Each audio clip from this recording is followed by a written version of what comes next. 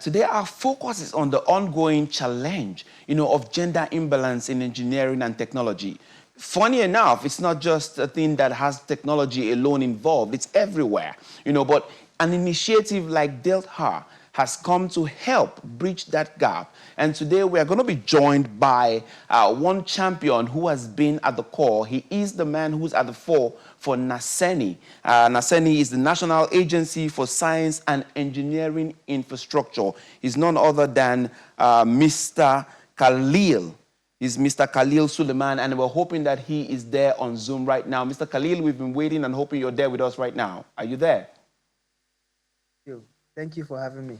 All right, Mr. Khalil Suleiman Halilu is the Executive Vice Chairman and CEO of NASENI. Now, the question would be, why is it pertinent at this moment that we focus on balancing, where women come in when it comes to science, engineering, and technology? Why is it key at this moment? Well, I think, we're talking about giving equal opportunities. It has been a trend happening globally.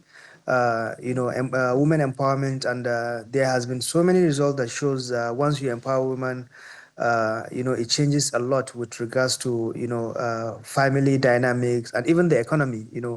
So why not in Nigeria? We need to give an unfair opportunity, to these young women, that we have that are pursuing careers in science and technology. All right. I mean, that's a good start. So let me ask you then, sir, being a man, what do you think? You're championing this cause right now. Then the question then be, what is the core barrier right now that's been hindering these ladies, the girls, the women? What has been hindering them from playing that pivotal role when it comes to engineering and technology in Nigeria? Well, the key thing I would say is support, and support comes, from different levels. There will be maybe the financial support, there will be mentorship, there will be guidelines, and even understanding the environment. There is moral support too. When you are in a startup world, you are basically, alone, and you need various kind of support. Some is emotional support. So it's just support to tell them that we're here with them. It's okay to make mistakes, and we'll be there to mentor them. We'll be there to give them some sort of capital to be able to push their ideas to the next level. All right, great. So now we just saw six startups, if I'm not mistaken, they got the Delta grant, and that's out of 120. So that's a lot. So one of those things people, Nigerians, want to know right now is what were the criteria for selecting those six? Okay, I mean, even if you look internally, we have a criteria for partnerships, right? We've been doing a lot of partnerships. In the last 1 year, we've done about 56 partnerships, in an efforts to commercialize, products in NASENI and further our industrialization. So it's sort of like a smaller version of that criteria that we offer, these startups. And what we are really looking at are people that have skin in the game. What I meant by that is, okay, if you have a prototype, have you made any effort to commercialize it? Have you spent, even if it is a little bit of your money or how much time you are spending, basically, do you have some sort of traction? And then we also measure impact. If this product, goes to the market, what sort of impact will it have on the society? And based on that, we score, and we're able to get the best of ideas. I can guarantee you it wasn't easy to select 6 out of 120 applications. Definitely. It was a very tough one for our team, and we also believe that the rest of them have a lot of potential, which we're trying to bring them through our technology hub to nurture them. So this competition, is just to say, okay, these are the top, six winners. But that doesn't mean we're throwing away, the rest of the people. We also want to encourage them. As you know, Nigeria has a very low rate of women in engineering. The average world standard, is about 30%, while Nigeria is just around 5%.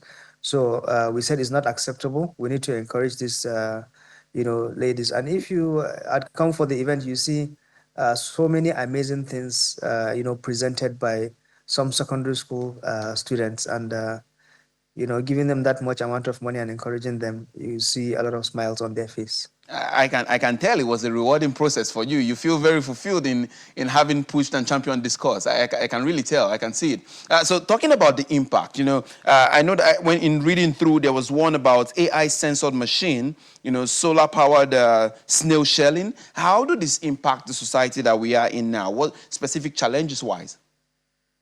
Well, I think if you look, there's something that both solutions you mentioned have in common, right? It's bringing about efficiency, and also one has a renewable element. As you know, we're trying to transition to go green, have more eco-friendly, solutions. And one interesting thing about Nigeria is they said follow who know road. You need really to work with someone that understands the problem. You won't go to a Nigerian party and listen to maybe US R&B anymore. You see that local solutions are really doing well in this part of the country, and we believe we need to encourage our entrepreneurs. It's the same thing Alaji Aliko Dangote has kept on mentioning that the solutions to our problem are within. So we don't need to look elsewhere, and uh, what these people need is encouragement. And we also have to put some level of trust and support in them to be able to attract external funding. You've seen stories like Paystack, Flutterwave.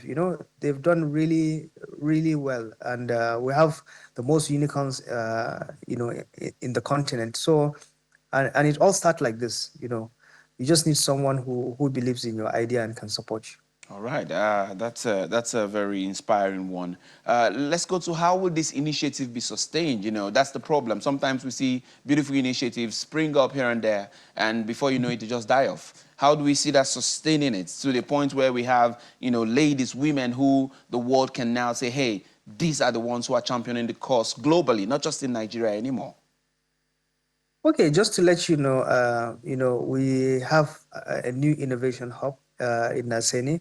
A whole hub where serves as a launch pad, for these people. So, doing something like that is an indication that this is like a school. This is here to stay. It's not like a one-off program, that dies off. So we want to continuously throughout the year be churning, people and young people with their innovative ideas, continuously connecting them with mentors, connecting them with investors, also investing in them. And I can't wait, for next year to roll out the program. And in fact, there is something we're thinking about, what we call the reverse Japa. Anytime someone spends time in the outside the country, whenever they come and they're speaking to you, it's like they're speaking Greek. Yeah. They said, light is not working now. Why don't you just fix it? Like it's something that can disappear, with a magic wand. But we also want to reduce that cultural shock. Yeah. We know they have something to offer, and a lot of them also want to believe in they believe in the country, they want to contribute, but All there is right. no platform, that allows them to, Okay. to sell that idea and to nurture it. All right. And some don't, with big amount of money, but they really have something to contribute. Okay, we're going So to be we set taking we're going to be taking a break. We're going to be taking a break now. When we come back, I'm sure you're going to be giving us deeper insights into how you're going to bring that, especially the reverse jackpot, where we can have all those beautiful brains back here. I will be right back. Don't go away. We're going to explore it deeper. Stay with us.